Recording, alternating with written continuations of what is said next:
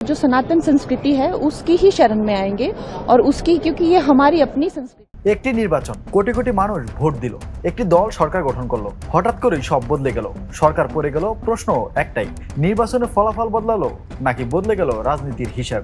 ভারতের রাজনীতিতে একটি শব্দ বারবার ফিরে আসে, দল বদল, আর আরেকটি শব্দ রিসর্ট পলিটিক্স। নির্বাচিত এমপি এমএলএদের হঠাৎ অজানা স্থানে নিয়ে যাওয়া হয়, কখনো বিলাসবহুল রিসোর্টে, কখনো অন্য রাজ্যে। কেন? সমর্থকদের ভাষ্য, প্রতিপক্ষের চাপ বা ভাঙনের চেষ্টা থেকে নিজেদের সদস্যদের রক্ষা করতে। সমালোচকদের প্রশ্ন, এটা কি শুধু রাজনৈতিক কৌশল নাকি ক্ষমতার বড় খেলা? এই নাটক নতুন নয়। 1985 সালে ভারত সরকার এন্টি ডিফেকশন ল চালু করে।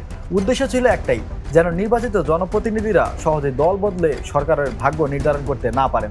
কিন্তু আইন যত শক্তিশালী হয়েছে, রাজনীতির কৌশলও তত বদলে গেছে। এই আইনের সবচেয়ে আলোচিত অংশ, 2/3 সদস্য একসঙ্গে দল ছাড়লে সেটিকে নির্দিষ্ট শর্তে দলীয় একীভূতকরণ হিসেবে বিবেচনা করা যেতে পারে। আর এখান থেকে শুরু হয় সবচেয়ে বড় রাজনৈতিক লড়াই, সংখ্যার খেলা, আইনের ব্যাখ্যা আর ক্ষমতা ধরে রাখার যুদ্ধ।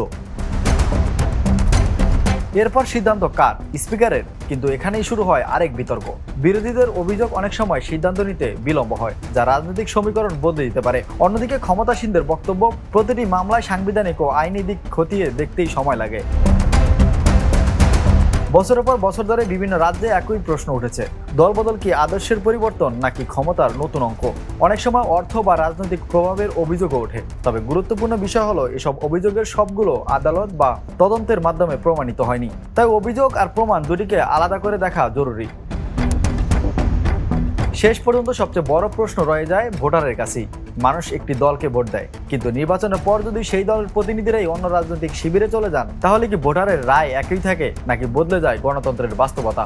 ভারতের রাজনীতিতে দলবদল নতুন নয়, কিন্তু প্রতিবারই একটি বিতর্কের জন্ম দেয়। এটি কি গণতন্ত্রের স্বাভাবিক অংশ নাকি গণতন্ত্রের সবচেয়ে বড় দুর্বলতা?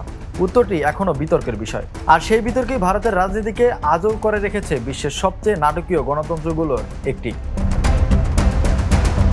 Imran Hossain, the news. দেশে দেশে সবার সাথে দ্য নিউজ।